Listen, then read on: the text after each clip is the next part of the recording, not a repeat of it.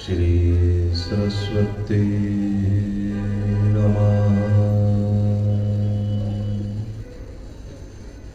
श्री वेद पुरुषाय नमः। श्री गुरुचरण कमलेभ्यो नमः। वंशी विभूषितकरावलीरेदा पीताम्बराधरबिम्बफलाधरोष्टा पूर्णेन्दुसुन्दरमुखारविन्दनेत्रा कृष्णात् परं किमपि तत्त्वं न जाने। करारविन्दे पदारविन्दं मुखारविन्दे विनिवेशयन्तम् बटस्य पत्रस्य पुटे शयनम् बालं मुकुन्दं मनसा स्मरामि। यस्याङ्के च विभाति उदरसुता देवापगा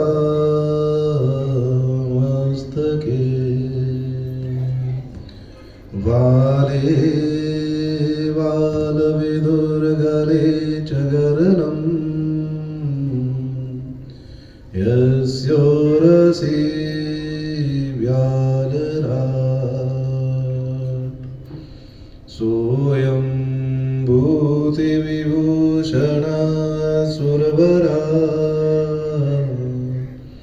सर्वाधिपा सर्वदा सर्वा सर्वगता शिवा शशिनिभा श्रीशङ्करा पातु माम्। श्रीशङ्करा पातु माम्। गुरुर्ब्रह्मा गुरुर्विष्णु गुरुर्देवो महेश्वरा गुरुः साक्षात् परब्रह्म तस्मै श्रीगुरवे नमः। तस्मै श्रीगुरवे राधा मेरी स्वामिनी मैं राधे को दास जन्म जन्म मोहि दीजियो श्री वृंदावन को श्री वृंदावन को वास। अनंत अनंत विभूषित प्रातः स्मरणीय परमवंदनीय तपोनिष्ठ ब्रह्मवेता विद्यालंकार नाना स्थानाधीश हम सबके करंधार श्री श्री 1008 पूज्य श्री गुरु महाराज जी के पावन पवित्र निर्मल एवं सुंदर चरण कमलों में हम सभी का कोटि कोटि नमन। पूज्य श्री गुरु महाराज जी की असीम कृपा से, उनके आशीर्वाद से हम सभी हर वर्ष इस दिल्ली शहर में श्री गीता जयंती का पर्व बड़े हर्षोल्लास से मना रहे हैं। पूज्य श्री गुरु महाराज जी की कितनी अपार कृपा है हमारे ऊपर, कितना उनका आशीर्वाद है कि हम सभी पूज्य श्री गुरु महाराज जी के आदेशानुसार अपने इस जीवन को चला रहे हैं। उस परमपिता परमात्मा की हमारे ऊपर अपार कृपा है कि उनकी कृपा से हमें ऐसे सद्गुरुदेव मिले हैं जिन्होंने हमारे कल्याण के लिए, हमारे जीवन के उद्धार के लिए अपना पूरा जीवन लगा दिया है।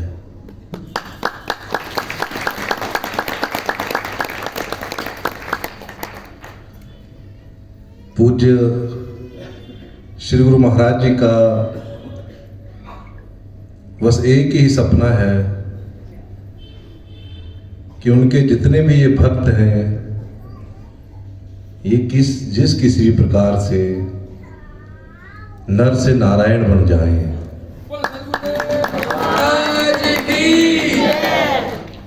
इन भक्तों का मन उस परमात्मा के साथ जुड़ जाए। हम अनेक प्रकार के आयोजन करते हैं, भजन, सत्संग, कीर्तन, तीर्थ यात्राएं और न जाने हम कितने धर्म के काम करते हैं। पर ये सब कुछ जो हम करते हैं, इसका केवल और केवल एक ही लक्ष्य होना चाहिए कि मैं इस जीवन को चलाते हुए उस परमात्मा के साथ मिल जाऊं। पूज्य श्री गुरु महाराज जी ने हमारे लिए अनेक धार्मिक आयोजन किए हैं और आज भी हम वो धार्मिक आयोजन कर रहे हैं। पर इन सब को करने का बस एक ही फल है कि हमारा जो मन है वो उस परम पिता परमात्मा के चरणों के साथ लग जाए। यदि तालियों की बड़ी कमी है आपके पास, कोई पैसे तो नहीं लगते ताली बजाने के? लगते हैं पैसे, फिर भी फ्री में भी आप ताली नहीं बजा सकते। बोले सतगुरुदेव महाराज की, बोले ब्रह्मचारी जी महाराज की। दिल्ली शहर तो वैसे ही प्रदूषण के साथ घिरा हुआ है। इतना प्रदूषण है आपकी इस दिल्ली में, और यदि खुलकर ताली बजा दोगे तो हो सकता है प्रदूषण बाहर भाग जाए।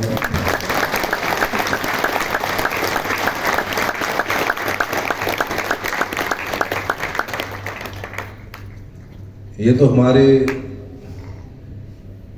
पूज्य श्री गुरु महाराज जी की हमारे ऊपर अपार कृपा है कि हम थोड़ा बहुत धर्म कर लेते हैं। ये तो दिल्ली में तो धर्म का तो लेश मात्र भी शायद नहीं है। यहाँ तो दिन रात कमाने में लगे हुए हैं, दिन रात लगे हुए हैं कमाने में, समय किसके पास है। पर ये हमारे पूज्य गुरु महाराज जी की कृपा है कि हम लोग थोड़ा बहुत कर रहे हैं धर्म।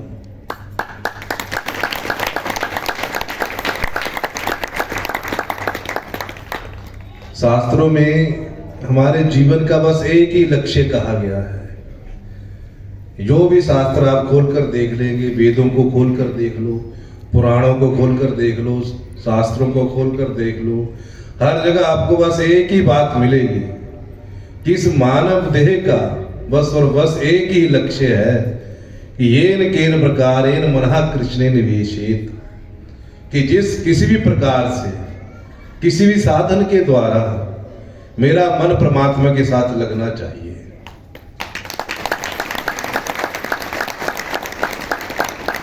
मुझे पता है आज एकादशी भी है, नहीं ताली बजेगी आपसे।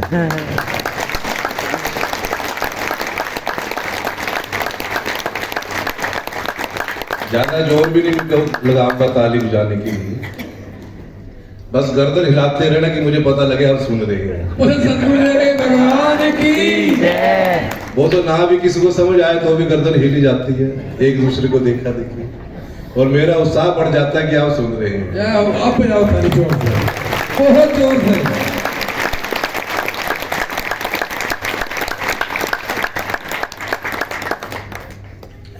श्री रामचरितमानस में एक चौपाई है जिसमें तुलसीदास जी कहते हैं कि सोई सर्वज्ञ तज्ञ सोई पंडित सोई गुण गृह विज्ञान खंडित दक्ष सकल लक्षण युत सोई जाके पद सरोज रति होए।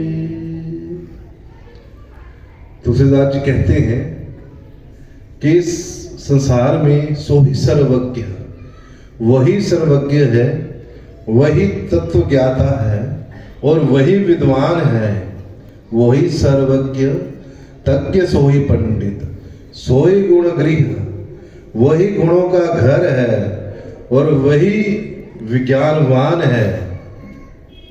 और दक्ष, दक्ष मैंने वही चतुर है।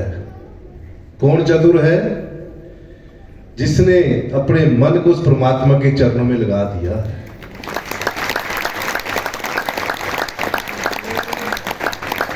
हमारी कहते चतुराई इसमें नहीं है कि मैं पैसा कैसे कमा रहा हूं, मेरी चतुराई इसमें नहीं है कि मैं धन दौलत कैसे इकट्ठी कर रहा हूं, मेरी चतुराई इसमें भी नहीं है कि मैं घर गृहस्थी को कैसे चला रहा हूं। हम अपने घर गृहस्थी चलाते हैं, अच्छे तरीके से चला रहे हैं, शास्त्रों के अनुसार उसको चलाकर अपने बच्चों के विवाह कर कर उनको अपने पैरों में खड़ा कर कर अपनी सारी जिम्मेवारी से निवृत्त हो जाते हैं। फिर अंतिम में हम कहते हैं कि अब मैं इस संसार से अपनी जिम्मेवारियों से गृहस्थ निवृत्त हो चुका हूं, अब मैंने सब कुछ कर लिया है। पर तुलसीदास जी कहते हैं ये कोई चतुराई नहीं है, ये तो आपने कुछ भी नहीं किया, ये तो अपने एक जीवन को व्यर्थ गवाया है। आपकी चतुराई इसमें है कि जाके पद सरोज रति हुई, कि ये सारी जिम्मेवारियां निभाते हुए सारे कर्तव्य कर्मों को करते हुए आपका जो मन है वो उस परमात्मा के चरणों में लग जाए। आपने जीवन का हर ऐश्वर्य कमा लिया, जीवन का हर सुख ले लिया, हर भोग भोग लिया, सब कुछ कर लिया आपने, परंतु यदि आपका मन उस परमात्मा के चरणों में नहीं लगा तो मान लो आपने कुछ भी नहीं किया, कुछ भी नहीं किया। तो ये हमारे पूज्य गुरु महाराज जी की देन है कि उन्होंने हमारे लिए इतने बड़े आयोजन निर्धारित किए हुए हैं जो हम अपने जीवन में कर कर कुछ समय के लिए, थोड़े समय के लिए अपने मन को परमात्मा में तो लगाते हैं। और यही मेरा अपना समय है, शास्त्र कहते हैं यही मेरा अपना समय है, जिस समय मैं बैठकर उस परमात्मा की बंदगी कर लेता हूं, उस परमात्मा के चरणों का अनुराग ले लेता हूं, वही समय मेरा, बाकी समय मेरा नहीं है। बाकी समय तो मैंने धन दौलत कमाने में लगा दिया, अपने घर गृहस्थी में लगा दिया, कोई समय मेरा वो अपना नहीं है। मेरा यही गिना चुना कुछ समय अपना है जो मैंने परमात्मा के चरणों में बैठकर लगाया है, बाकी कोई समय मेरा अपना नहीं है। इसलिए मुझे हर समय ये विचार रखना है, हर समय ये सोचना है, मैं घर का काम भी करूं, गृहस्थी को अच्छे तरीके से चलाऊं, बच्चों को अच्छे संस्कार दूं, और भी जो जो मेरी जिम्मेवारियां परिवार के प्रति हैं, समाज के प्रति हैं, उन सब को करूं, पर ध्यान में ये रहे कि मेरा मन परमात्मा के चरणों में रहे।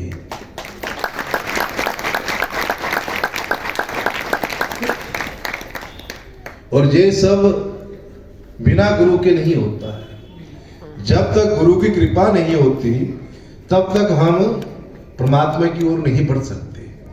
ये एक सदगुरुदेव ही हैं जो हमारे इस मन को, ये मन बहते पानी की तरह है।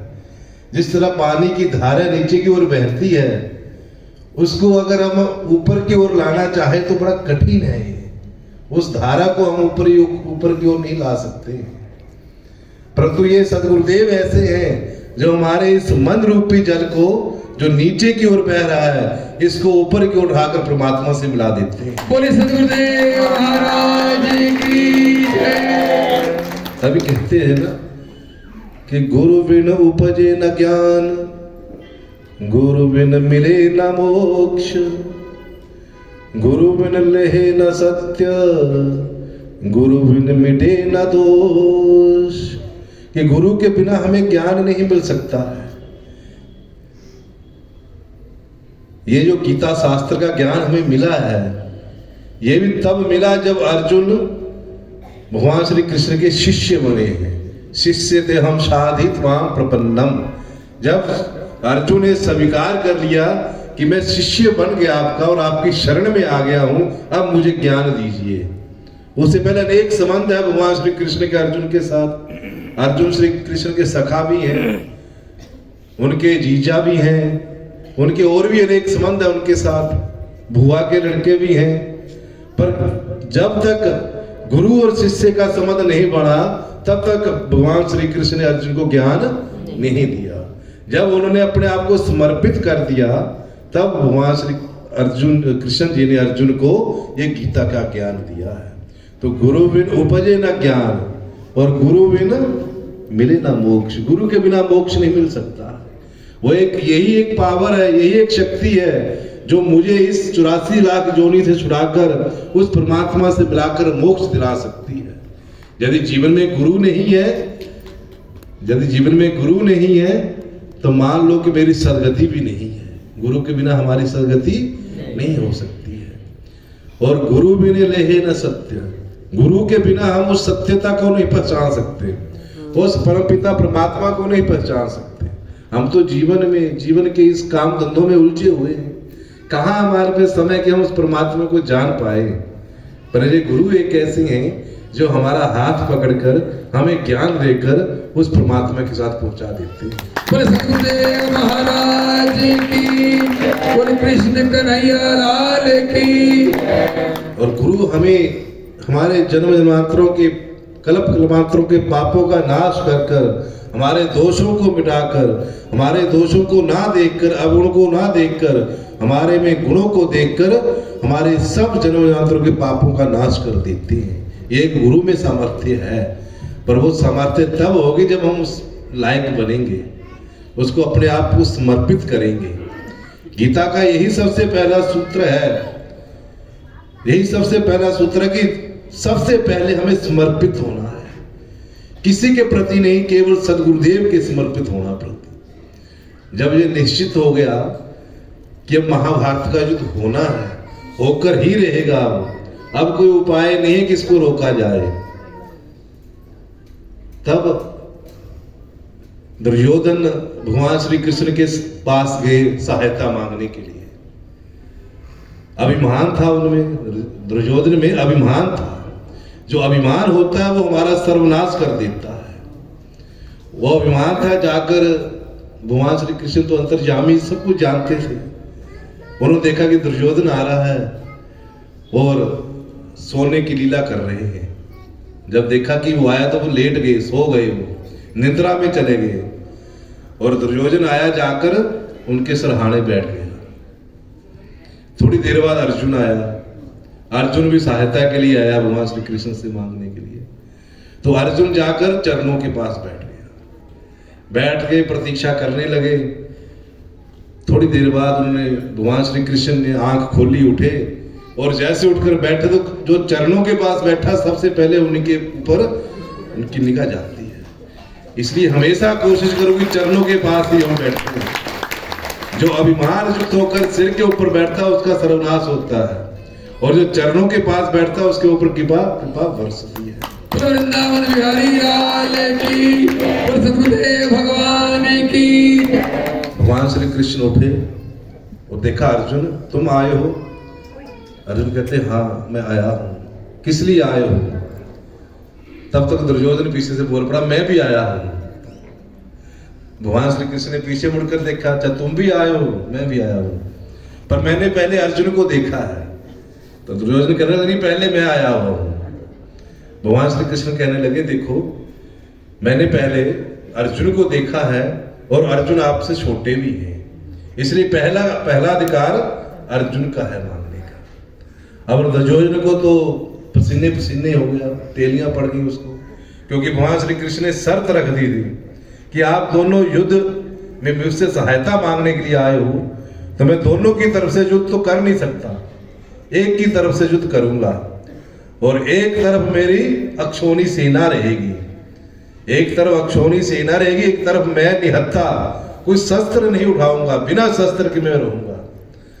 अब पहले अर्जुन को कहा कि तू मांग, क्या मांगना चाहता है? तुझे मेरी अक्षौणी सेना चाहिए या मैं चाहिए? अब दुर्योधन सोचने लगा अगर इसने अक्षौणी सेना मांग ली और मैं निहत्थे कृष्ण का क्या करूंगा, इसकी तो मुझे फिर कोई लाभ ही नहीं होगा युद्ध में, युद्ध लड़ेगा नहीं, शस्त्र उठाएगा नहीं, तो इसका कोई लाभ नहीं।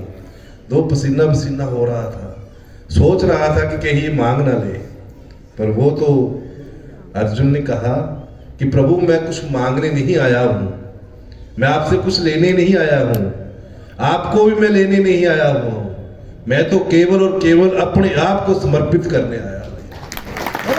भगवान के भक्तों की बस मुझे आप चाहिए और कुछ नहीं चाहिए। आप शस्त्र उठाओ चाहे ना उठाओ, लड़ाई करो चाहे ना करो, मैं समर्पित हूं। मेरे इस युद्ध का जो रथ है उस रथ की डोर आपके हाथ में होनी चाहिए बस।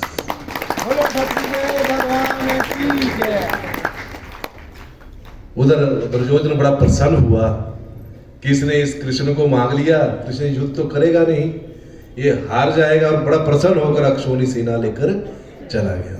पर अर्जुन का भाव उसने अपने आप को समर्पित कर दिया। कहने का भाव ये है कि हमें समर्पित होना है केवल सदगुरुदेव के प्रति। यदि मैं समर्पित हो जाता हूं, अपने इस शरीर रूपी रथ की डोर किसी लगाम उनको थमा देता हूं, तो उनका जिम्मा बन जाता है हमें पार लगाना। बोले सदगुरुदेव भगवान की। तो गीता का ये पहला सूत्र है कि हमें ज्यादा लोग, ज्यादा भीड़ नहीं चाहिए, हमें चाहिए तो केवल और केवल एक चाहिए, और वो है हमारे सदगुरुदेव। कोई समाज, कोई परिवार, कोई रिश्तेदार, कोई भाई बंधु, कोई नहीं चाहिए। यदि मन में ये बात आ जाएगी कि हमें केवल और केवल सदगुरुदेव चाहिए, तो मेरे जीवन का कल्याण हो जाएगा। ये पूज्य सदगुरुदेव की ये पार कृपा है, उनका हम सब के ऊपर आशीर्वाद है कि हम इस गीता जयंती का पर्व इस दिल्ली शहर में मनाते हैं, बड़े हर्षोल्लास से मनाते हैं। श्रीमद् भागवत पुराण का सप्ताह यज्ञ हम यहाँ करवाते हैं, और जो भी भजन सत्संग कीर्तन हो पाता हम सब करते हैं। इसीलिए करते हैं कि इन सब को करने के साथ साथ मेरा मन जो है वो सदगुरुदेव के चरणों में लग जाए, संसार से, परिवार से हटकर थोड़ा मेरा ध्यान उस परमात्मा के साथ लगकर अपने जीवन का कल्याण हो जाए। गीता के बारे में लिखा हुआ है कि गीता शास्त्र इदं पुण्यम यह पठेत प्रयतः पुमान् विष्णु पदमाप्नोति वय शोकादिवर्जितः। कहते ये वो हमारा गीता का शास्त्र है, गीता जो दर्शन है, ये सनातन धर्म का आधार स्तंभ है। ये एक अमृत है, जिस अमृत को पीकर हम, जिसको पढ़कर, पीकर, जानकर हम उस परम पद को प्राप्त हो सकते हैं। गीता शास्त्र इदं पुण्यम यः पठेत प्रयतः पुमान्। जो मनुष्य रोज इस गीता शास्त्र को पढ़ता है, रोज इसका अमृत पान करता है, विष्णु पद मापनोति, वो विष्णु पद को प्राप्त हो जाता है। बोले गीता मैया की, कृष्ण कन्हैया की। और विष्णु पद को प्राप्त होने के बाद क्या होता है फिर? कहते वे शोक आदि वर्जिता। हमारे मन में अनेक प्रकार का डर है, अनेक प्रकार के शोक है, अनेक प्रकार का कुछ और दुख सुख चलता रहता है। कहते जब हम रोज गीता शास्त्र को पढ़ेंगे, इसका अमृत पिएंगे, थोड़ा भी एक श्लोक भी आधा श्लोक भी इसका पढ़ लेंगे, तो कहते हम जो हमारे जीवन में डर है, शोक है, दुख सुख है, वो सारे के सारे दूर हो जाएंगे और उस परम पिता परमात्मा की हमें प्राप्ति हो जाएगी। सतगुरुदेव महाराज की जय। मैंने शायद पिछली बार सबको ये बात कही थी कि सबके घर में गीता का शास्त्र होना चाहिए और सबको गीता पढ़नी भी चाहिए, पर शायद ये कोई पढ़ता हो, देखा देखी नहीं, हाथ खड़े करने, नहीं तो एक और पाप खड़ा हो जाएगा झूठ बोलने का। गीता शास्त्र जरूर घर में रखो और पढ़ो। जब तक हम इसको नहीं पढ़ेंगे, इसको नहीं जानेंगे, तब तक हमारा कल्याण नहीं होगा। हमारे घर में श्रीमद् भागवत पुराण हो, रामचरितमानस हो, श्री गीता जी का शास्त्र हो, कहते हैं कि जिस घर में ये सब ग्रंथ होते हैं धार्मिक, जिस घर में ये धार्मिक ग्रंथ होते हैं, वहां साक्षात नारायण विराजमान होते हैं। द्वारकाधीश भगवान की। आचार्य जी ने आपको श्रीमद् भागवत पुराण के बारे में बताया, उसके महात्म्य में लिखा हुआ है कि तेनयं वाङ्मय मूर्ति प्रत्यक्षता वर्तते हरि, सेवनात् श्रवणात् पाठनात् दर्शनात् पापनाशिनी। ये श्रीमद् भागवत पुराण में ये बात कही गई है कि क्या कहते हैं कि जब भगवान श्री कृष्ण अपनी लीला समाप्त कर इस धरा को छोड़कर जाने लगे, उस समय उद्धव ने उनसे पूछा कि हे प्रभु, आप तो अपनी लीला समाप्त कर जा रहे हो, द्वापर युग जा रहा है, कलियुग आएगा, तो कलियुग में तो अनेक प्रकार के दुराचारी, दुष्टाचारी, पापाचारी लोग इकट्ठे होंगे, जिनके मन में कुछ है, बाहर कुछ है, कहेंगे कुछ, करेंगे कुछ। देखने में तो मेरे बड़े घनिष्ठ मित्र होंगे और वो कहते ना भी मुंह में राम राम और बगल में ऐसे लोग होंगे। ऐसे लोग इस कलियुग में हैं, हो रहे हैं, अभी भी चल रहा है ऐसा सब कुछ। तो कहते हैं ऐसे ऐसे जो लोग हैं, इन लोगों का कैसे उद्धार होगा? आप इस धरा को छोड़कर जब चले जाएंगे, कलियुग आएगा, कलियुग प्रवेश करेगा, तो इस कलियुग में इतने दुराचारी लोग आ जाएंगे, पापाचारी, जिनका मन पापों से भरा होगा। जिस प्रकार मछली है, मछली जल में रहती है, जल बिना नहीं रह सकती, जल बिना मछली रहेगी तो मर जाएगी। उसी प्रकार कहते हैं कलियुग के पापी पाप किए बिना नहीं रह सकते, पाप किए बिना रहेंगे तो मर जाएंगे। ये रोज नित्य प्रति कोई ना कोई पाप करते रहेंगे, तो इन लोगों का उद्धार कैसे होगा? जब उद्धव ने ये बात भगवान श्री कृष्ण से कही, तो कृष्ण ने विचार किया और विचार कर कर जिस प्रकार त्रेता युग में मर्यादा श्री पुरुषोत्तम राम इस धरा को छोड़कर सशरीर वैकुंठ लोग गए थे, भगवान श्री कृष्ण उस प्रकार सशरीर नहीं गए वैकुंठ लोग। जब उद्धव ने बात कही तो उन्होंने अपने अपने शरीर में ही तिरोधार्य कर कर अपने पूरे शरीर को जलमय कर कर उस श्री मद्भागवत पुराण में रख दिया। तिरोधार्य प्रविष्ट होयम श्री भागवतो भगवान, कहते हैं अपने शरीर को तिरोधार्य कर कर अपने शरीर का पूरा शरीर शब्द में मूर्ति बनाकर भागवत में वो प्रवेश कर गए। बोले भागवत भगवान की, बोले सतगुरुदेव महाराज की। तब इसके महात्म्य में लिखा हुआ है कि तेनेयं वाङ्मय मूर्ति प्रत्यक्षता वर्तते हरि, कहते हैं श्रीमद् भागवत पुराण है, ये साक्षात उस परमपिता परमात्मा की शब्द में मूर्ति है। जिस प्रकार मंदिर में सोने की, चांदी की, संगमरमर की, पत्थर की मूर्ति होती है, उसी प्रकार ये भागवत जो है ये शब्द में मूर्ति है। इसका एक एक शब्द, एक एक अक्षर वो नारायण है। प्रत्यक्ष से वर्तता हरि, साक्षात नारायण है। इसलिए कहते हैं कि इसका सेवन करने से, इसका श्रवण करने से, इसका पाठ करने से, चलो मान लो ना हम इसका सेवन कर रहे हैं, ना इसका श्रवण कर रहे हैं, ना पाठ कर रहे हैं, कुछ भी नहीं कर रहे हैं, परंतु कहते हैं यदि घर में विराजमान है तो दर्शनात् पाप नाशनी, केवल दर्शन कर लेने मात्र से मेरे पापों का नाश हो जाता है। बोलिए सद्गुरुदेव महाराज की जय। इसलिए ये धार्मिक ग्रंथ हमारे घर में जरूर होने चाहिए। और गीता जी के बारे में गीता महात्म्य में लिखा गया है, गीता सुगीता कर्तव्य किम मन्ये शास्त्र विस्तरे यास्वं पदवनावस्य मुख पद्माध्विनिश्रिता। कहते गीता सुगीता कर्तव्य, गीता जो सुगीता कर्तव्य करने लायक है, इसका गायन करने लायक है।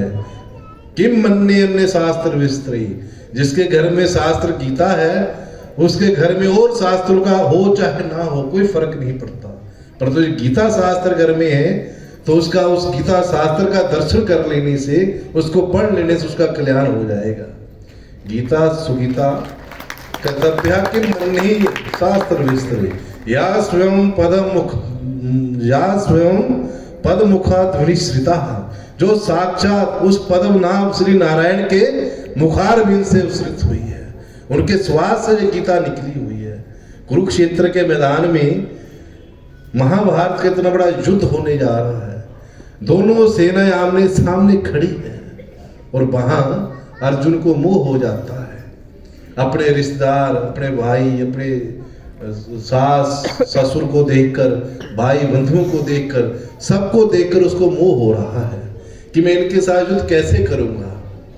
उस इतने बड़े महाभारत के युद्ध में दोनों सेनाओं के मध्य एक हाथ में चाबुक पकड़ा हुआ भगवान श्री कृष्ण ने, एक हाथ में घोड़ों की लगाम पकड़ी हुई है और अर्जुन अपना धनुष बांध रखकर रथ के जाकर पीछे बैठ जाता है। उस मोह को दूर करने के लिए उसी मैदान में महाभारत के युद्ध से पहले भगवान श्री कृष्ण अर्जुन को गीता का ज्ञान देते हैं। जहां इतना बड़ा महाभारत का युद्ध हो रहा है वहां ज्ञान गीता का किसको दिखाई देता है? वहां तो युद्ध की तैयारियां चल रही हैं, परंतु धन्य है वो परमपिता परमात्मा उस महाभारत के युद्ध में भी जो गीता का ज्ञान अर्जुन को दे रहे हैं, उसके मोह को नष्ट कर रहे हैं। बोले कृष्ण कन्हैया की, बोले गीता मैया की, जयकारा जोर से बुलाइए। बोले कृष्ण कन्हैया की, गीता मैया की, सद्गुरुदेव महाराज की। तो इस गीता को पढ़ना, इसको जानना और इसके ऊपर अपने जीवन को चलाना, यही मेरे जीवन का लक्ष्य है। जब मैं सद्गुरुदेव के कहे हुए वाक्य के अनुसार, उनके आदेशानुसार गीता को पढ़ने लग जाऊंगा, गीता के ऊपर अपने जीवन को चलाने लग जाऊंगा, तब मेरे इस जीवन का लाभ लेकर मैं उस परम गति को प्राप्त होऊंगा, उस परम पिता परमात्मा को प्राप्त हो जाऊंगा। पर जो नहीं पढ़ते हैं गीता, उनका क्या होगा? उसमें गीता जी में ये बात लिखी हुई है, भगवान श्री कृष्ण अर्जुन से कहते हैं कि हे अर्जुन, इस संसार में दो प्रकार के लोग हैं।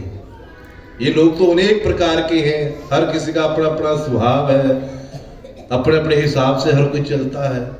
परंतु भगवान श्री कृष्ण ने सबको गीता में दो भागों में बांट दिया है। दो प्रकार के लोग होते हैं, द्वौ सर्ग लोके अस्मिन देव आसुर एव च।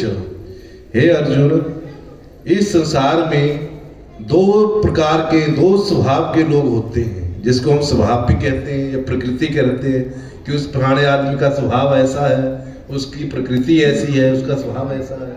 तो कहते हैं कि दो प्रकार के लोग ऐसे होते हैं। एक तो वो होते हैं जो दैवी संपदा वाले होते हैं। दैवी संपदा वाले वो लोग होते हैं जो परमात्मा का भजन करते हैं, सत्संग करते हैं, कीर्तन करते हैं, धार्मिक ग्रंथों को पढ़ते हैं और अपने इस जीवन को सफल करते हैं। परंतु दूसरे वो होते हैं जो संसार के ही विषय भोग रहे हैं, संसार में उलझे रहे हैं, हर समय कमाना कमाना, खाना कमाना खाना, इसी में लगे हुए हैं। धर्म नाम की जिसके पास कोई चीज नहीं है, घर में धार्मिक कोई ग्रंथ नहीं है और ना कोई वो मंदिर जाता है, ना तीर्थों की यात्राएं करता है, ना कुछ और धर्म का काम करता है। ऐसे जो लोग होते हैं वो असुर लोग होते हैं, आसुरी संपदा वाले लोग होते हैं।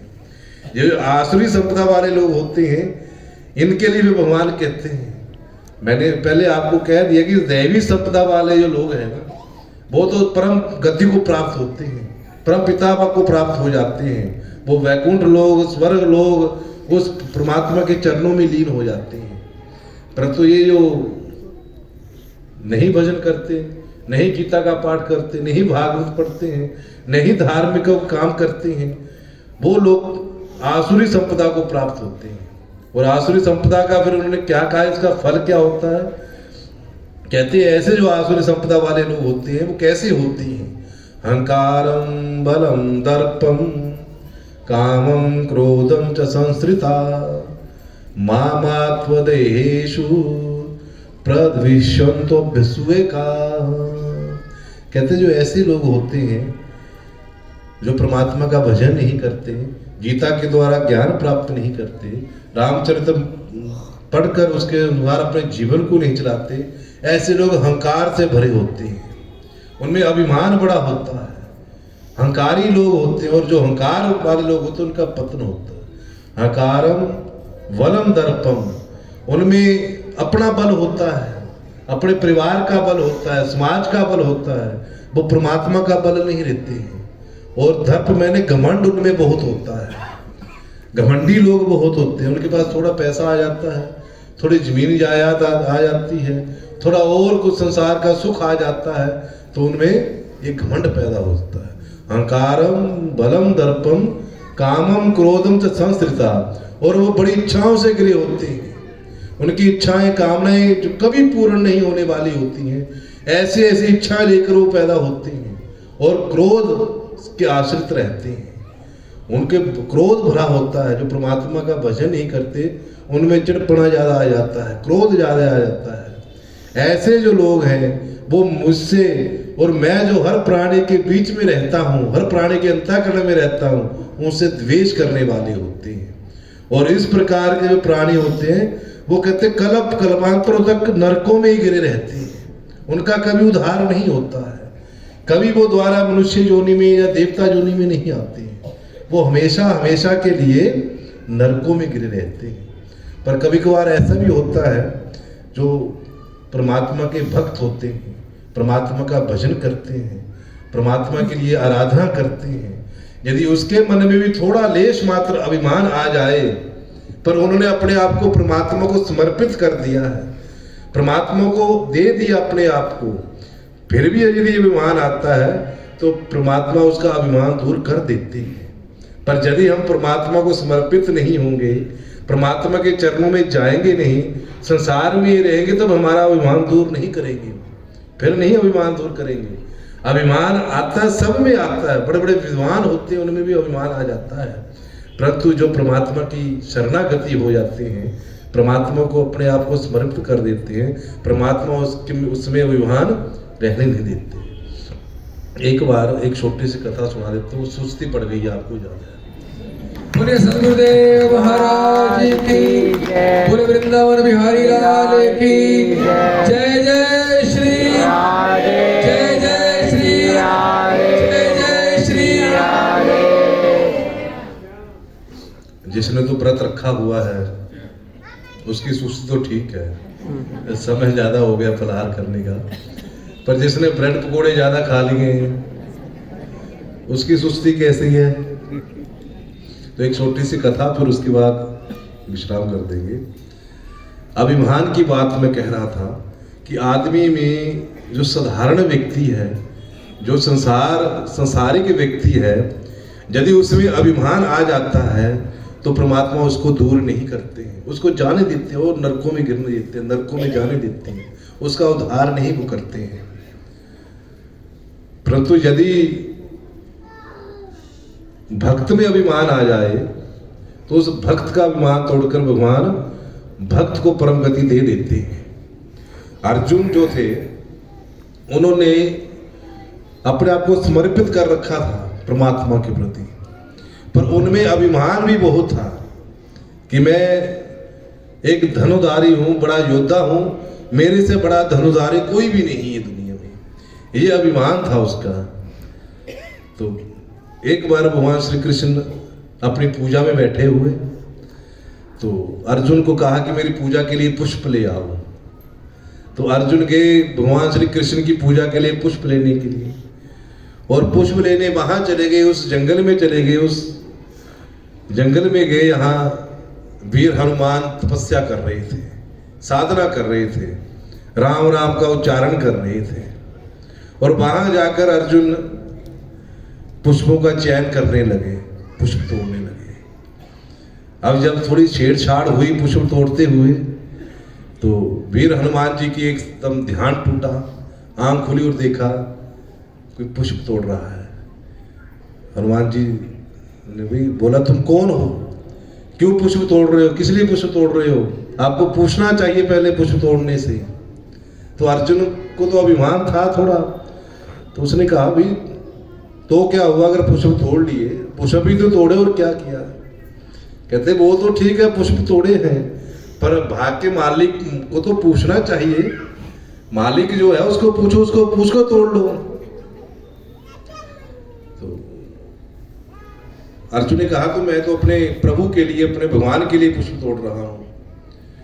तो वीर हनुमान ने पूछा, आपके कौन है, आपके भगवान, आपके प्रभु कौन है। कहते भगवान श्री कृष्ण। जब ये बात कही तो वीर हनुमान थोड़ा मुस्कुराए और कहने लगे कोई बात नहीं, फिर ले जाओ आप, फिर तोड़ लो पुष्प, अगर भगवान श्री कृष्ण आपके भगवान है तब तोड़ लो। अब अर्जुन पूछने लगा कि पहले तो आप इतना गुस्सा हो रहे थे, तो अब जब भगवान श्री कृष्ण का नाम ले लिया तब आप बोल रहे कि ले जाओ, क्या बात है, ऐसा क्यों बोल रहे हो। कहते कि जिसका भगवान ही चोर हो उसका तो कहना ही क्या,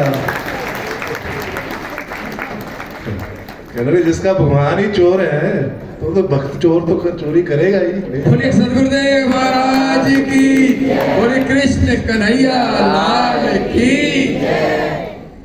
हनुमान जी ने तो एक हास्यप्रद जो बात कही, मजाक में कही, अर्जुन को बुरा लग गई ये बात, उसके मन को चुभ गई। तो उसने कहा हनुमान जी से कि मैं जानता हूं आपके राम को भी, आपके भगवान को भी जानता हूं मैं। क्या किया उन्होंने, अगर इतना बल होता, इतने बलशाली होते तो समुद्र में जो पुल बनाया तो अपना एक बाण निकालते, बाण मारते और पुल बना देते। क्या जरूरत थी इतने बंदरों को इकट्ठा कर कर, पहाड़ तोड़कर, पत्थर आकर पुल बनाने की। उनमें तो अपना बल था ही नहीं कोई भी, उनमें क्या बल था। बंदरों से पुल बनवाया, पुल बनवाकर पार गए, तो अगर उनका बल होता उनमें, अब उसको अपने धनुधारी का बड़ा हंकार था ना अभिमान अर्जुन को कि मैं बड़ा धनुधारी हूं, मेरे से बड़ा कोई धनुधार नहीं है। तो कहने लगे राम का तर्कस में ऐसा बाण होता तो वो एक बाण मारते और समुद्र में पुल बना देते। तो वीर हनुमान कहने लगे कि जो पुल बनाते तो मेरे जैसे सैकड़ों लाखों बंदर थे, वो उस पुल पर जाते तो पुल टूट जाता, वो पुल टूट जाता बाणों का। तो अर्जुन कहता है कि मैं बनाता हूं अपने बाणों का एक पुल, उसको तोड़कर बताओ। अभिमान बस ये बात कह रहे थे कि मैं तोड़कर बताता हूं अपने मैं बनाकर दिखाता हूं अपने बाणों का एक पुल। तो उन दोनों में आपस में शर्त लग गई। तो वीर हनुमान ने कहा यदि मैंने ये पुल तोड़ दिया तो, कहते अगर तुमने ये पुल तोड़ दिया तो मैं यही चिता बनाऊंगा और चिता में अपने आप को बढ़ाकर मैं अपने आप को जला दूंगा, अग्नि में प्रवेश कर दूंगा। फिर अर्जुन ने पूछा यदि तुम नहीं तोड़ पाए तो वीर हनुमान कहने लगे मैं नहीं तोड़ पाए, जो तुम कहोगे मैं करूंगा। दोनों में शर्त लग गई और अर्जुन ने अपने तर्कस में से बाण निकाला, बाण निकालकर जैसा ही बाण चलाया समुद्र में पूरा पुल बन गया बाणों का। एक बाण से हजारों लाखों करोड़ों बाण निकले और पूरा समुद्र बन गया। अब अर्जुन ने तो पुल बना दिया बाणों का, अब आई हनुमान की बारी। वह हनुमान जी ने उस पुल के ऊपर जाना था और पुल को तोड़ना था। तो जब वो पुल बन गया तो हनुमान जी ने अपना भी रूप इतना विशाल बना लिया, इतना 100 योजन अपना रूप विशाल बना लिया और न जाने कितने बड़े बड़े पहाड़ अपने शरीर के साथ बांध लिए और बांध कर पुल के ऊपर चल पड़े। और जैसे ही उस बाणों के बने हुए पुल पर पैर रखा, पुल टूटकर सारा समुद्र में गया। बोलिए कृष्ण कन्हैया लाल की, बोलिए बजरंगबली भगवान की। जब समुद्र में पुल टूट गया, अर्जुन बड़ा हताश हुआ, बड़ा दुखी हुआ और अपनी शर्त के अनुसार वो चिता बनाने लग पड़ा। लकड़ियां इकट्ठी की, चिता बनाई और वीर हनुमान मना करते रहे उनको कि कोई बात नहीं, आप रहने दो, आप जड़ो मत, अपने आप को भस्म मत करो, मैं किसी को ये बात बताऊंगा नहीं, अपने तक की ये बात रखूंगा। पर अर्जुन नहीं माने, उन्होंने वो चिता बना ली, अग्नि जला ली और जलने को जब तैयार हो गए तो भगवान श्री कृष्ण ने देखा कि ये तो भक्त खत्म हो जाएगा। उसी समय एक ब्राह्मण का रूप बनाकर आ गए। हनुमान जी भी वहीं खड़े, अर्जुन भी वहीं खड़े और भगवान श्री कृष्ण ब्राह्मण का रूप बनाकर आए और पूछने लगे, भाई ये क्या कर रहे हो यहाँ, ये आग जलाई है क्या, कोई भोजन भाजन बन रहा है? यदि बन रहा तो हमें भी कराओ, हमें भूख लगी है। तो अर्जुन कहता है कि यहाँ तो मरने की पड़ी हो, तुझे भोजन की सूझी है। बोलिए सदगुरुदेव महाराज जी की, ब्रज के रसिया की, कृष्ण कन्हैया की। तो वीर हनुमान जी ने फिर सारे उनको बात सुनाई कि ऐसी ऐसी बात हुई है, इसने बाण का पुल बनाया और शर्त लगी थी, शर्त के अनुसार मैंने वो पुल तोड़ दिया और शर्त के अनुसार एक चिता पर। तो अर्जुन ने पूछा कि ये होना चाहिए, ऐसा नहीं होना चाहिए कि मैं क्षत्रियों का ये कर्तव्य है कि वो अपनी शर्त से पीछे ना हटे। तो भगवान कहने लगे, भाई ये तो होना ही चाहिए, क्षत्रिय की आन पे जान आ जाए तो जान दे देनी चाहिए, पीछे नहीं हटना चाहिए। अब हनुमान जी सोचने लगे, मैं टाल रहा था, ये और बढ़ावा दे रहे हैं इसको कि नहीं ये होना ही चाहिए। फिर वो कहने लगे, ये तो ठीक है, पर ये जो आपने शर्त लगाई, बाण का पुल बनाया, पुल टूटा, इसका कोई गवाह है आपके पास? किसके सामने ये घटना घटी? तो कहने लगे, गवाह तो कोई नहीं है इसका। कहते हैं, यदि गवाह नहीं है तो आप दोनों ने कैसे ये फैसला ले लिया? दोनों के बीच में तीसरा गवाह होना जरूरी है। जब वो तीसरे की गवाही नहीं होगी तब तक ये घटना मान्य नहीं होगी आपकी। तो वीर हनुमान जी कह रहे हैं, क्या किया जाए? कहते द्वारा पुल बनाओ। द्वारा पुल बनाए अर्जुन बाणों का और द्वारा तुम पुल के ऊपर जाओ, पुल टूटे, मैं गवाह बनूंगा उसका, फिर ये चिता पर चढ़े। बोलिए कृष्ण कन्हैया लाल की, द्वारकाधीश भगवान की, सदगुरुदेव महाराज की। वो अर्जुन ने द्वारा बाणों का वो पुल बनाया समुद्र में, फिर द्वारा पुल बना दिया। और ना तो अर्जुन को पता, ना हनुमान जी को पता कि ये भगवान है, वो तो ब्राह्मण बने हुए हैं ना। उन्होंने द्वारा वो पुल बनाया और द्वारा हनुमान जी ने अपना फिर विशाल रूप बना लिया, फिर बड़े बड़े बड़े पहाड़ अपने ऊपर लाद लिए और फिर लगे पुल के ऊपर जाने लगे। अब भगवान ने सोचा कि इतना विशाल रूप बनाकर इतने पहाड़ अपने साथ रखकर जाएगा तो पुल तो टूट ही जाएगा। भगवान जी ने एक रूप से तो वो ब्राह्मण के रूप में वहां रहे और दूसरा रूप कच्छप का बनाकर उस पुल के नीचे आ गए।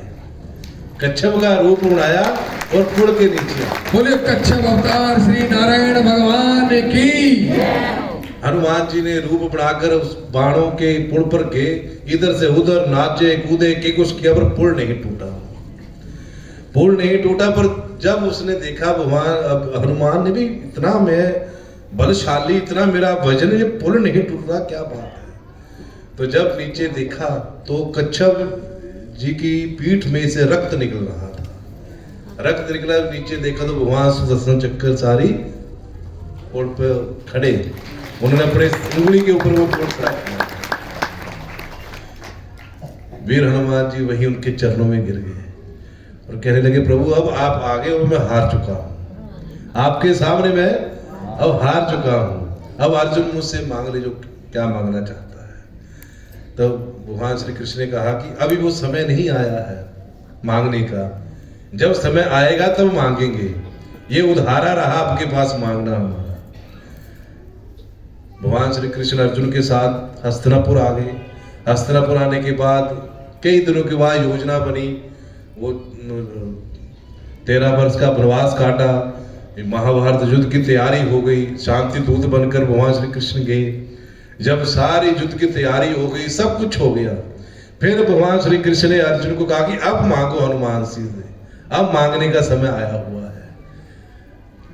फिर भगवान श्री कृष्ण अर्जुन को लेकर फिर हनुमान जी के पास गए, जाकर उनसे प्रार्थना की अर्जुन ने कि अब समय आया हुआ, हमें आपको मांगना है आपसे कुछ। तो हनुमान जी बोलते मांगो, क्या मांगना है? तो भगवान श्री कृष्ण कहते हैं कि उन्होंने सारी घटना सुना दी कि ऐसे ऐसे महाभारत का युद्ध होने जा रहा है, उस महाभारत के युद्ध में आप हमारे साथ वहां रहें, हमारे साथ चले, युद्ध में हमारी सहायता करें। तो हनुमान जी कहते हैं कि देखो मैं तो 24 घंटे परमात्मा का नाम लेता हूँ, राम राम जपता हूँ, सत्संग करता हूँ, क्या वहां भी मुझे सत्संग सुनने को मिलेगा?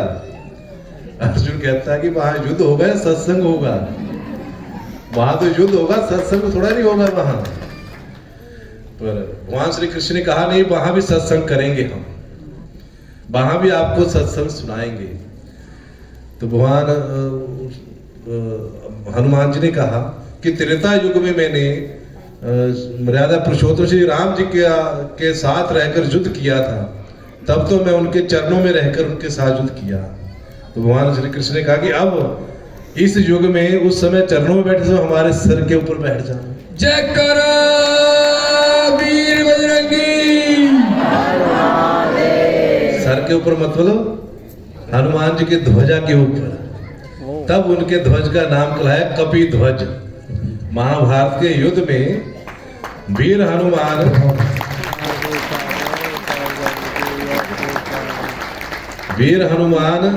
हनुमान अर्जुन की ध्वजा के ऊपर बैठे हुए थे, और भगवान श्री कृष्ण ने शर्त लगाया कि सत्संग करेंगे वहां हम। वो सत्संग जो ये गीता का ज्ञान था, अर्जुन का तो मोह एक बहाना था, अर्जुन के मोह का एक बहाना था, गीता तो हनुमान को सुनाना था। बोले कृष्ण कन्हैया लाल की, गीता मैया की, भगवान के भक्तों की, भक्त वत्सल भगवान श्री कृष्ण की। तो अर्जुन के साथ साथ वीर हनुमान ने भी उस ध्वजा के ऊपर बैठकर ये गीता का ज्ञान सुना है। तभी कहते हैं ज्ञानी नाम अग्रगण्यम, ज्ञानियों में अग्रगणी है हनुमान जी। तो इस प्रकार अपने भक्तों का अभिमान भी दूर करते हैं और उन्हें ज्ञान से भी भर देते हैं भगवान।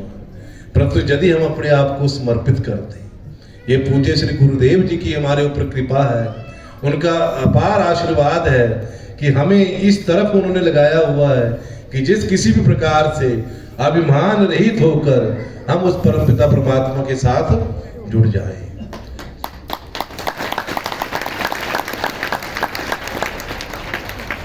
कहने को तो बहुत कुछ है, और अब समय हो चुका है, ज्यादा समय हो गया इस बार, पर इतना भी हम इसके ऊपर भी चल पड़े, जो हमने कुछ चर्चा की है इसके ऊपर भी अपने जीवन को ढाल ले, चला ले, तो हमारे जीवन का कल्याण हो जाएगा।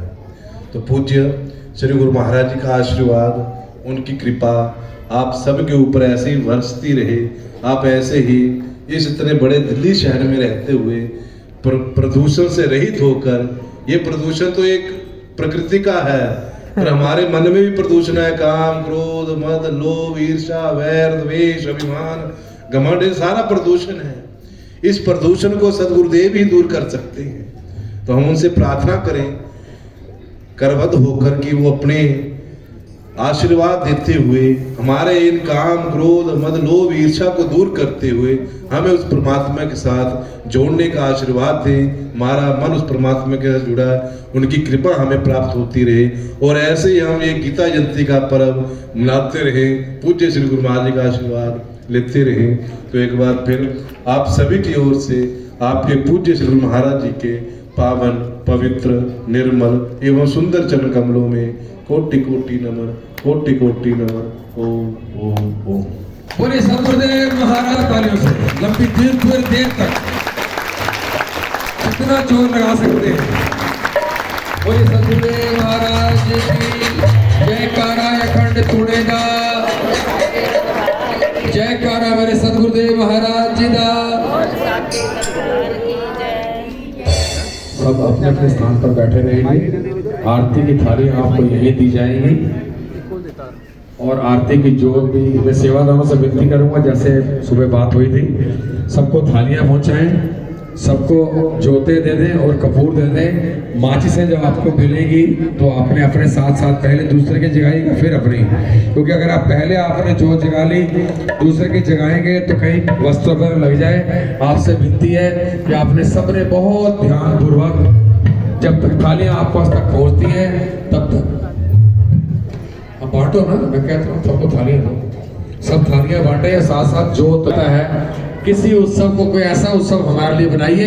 ये सब हमारे दिल्ली वालों की आपको करबद्ध प्रार्थना है कि हमारे लिए भी कुछ सोचिए, कुछ ऐसा कीजिए कि एक कार्यक्रम हमारे को और मिले। वैसे बड़े अच्छे मौसम में आपने ये कार्यक्रम हमको महाराज श्री ने दिया हुआ है। सर्दियों में जब तालियां बजाइए ताकि विनती पहुंचे आपकी, जोरदार तालियों से विनती करिए। गोविंद हरे गोपाल हरे, जय जय प्रभु दीन दयाल हरे। गोविंद हरे गोपाल हरे, जय जय प्रभु। आपने बांट दीजिए, औरों को भी दीजिए, इकट्ठे दे दो ताकि आगे पहुंचाते जाए ज्योतियां। ऐसे एक एक को करेंगे तो बहुत देर लग जाएगी। गोविंद हरे गोपाल हरे, गोविंद हरे गोपाल हरे, गोविंद हरे गोपाल हरे, गोविंद हरे गोपाल हरे, जय जय प्रभु दीन दयाल हरे, जय जय प्रभु दीन दयाल हरे, जय जय प्रभु दीन दयाल हरे, जय जय प्रभु दीन दयाल हरे। गोविंद हरे गोपाल हरे, जय जय प्रभु दीन दयाल हरे, गोविंद हरे गोपाल हरे, जय जय प्रभु दीन दयाल हरे। मीरा ने तुम्हें आराधा था, मीरा ने तुम्हें आराधा था, ओ मीरा ने तुम्हें आराधा था, मीरा ने तुम्हें आराधा था, ओ अर्जुन ने प्रेम से बांधा था, अर्जुन ने प्रेम से बांधा था, अर्जुन ने प्रेम से बांधा था, अर्जुन ने प्रेम से बांधा था, ओ तुम भक्तों के प्रतिपाल प्रभु, जय जय प्रभु दीन दयाल हरे, तुम भक्तों के प्रतिपाल हरे, जय जय प्रभु दीन दयाल हरे। गोविंद हरे गोपाल हरे, जय जय प्रभु दीन दयाल हरे, गोविंद हरे गोपाल हरे, जय जय प्रभु दीन दयाल, ओ जय जय प्रभु दीन दयाल हरे, जय जय प्रभु दीन दयाल हरे। महाराज जी जोत जगवा दे, ज्योति जगाइए। चंद्र सूरज की रोशनी चमके चमक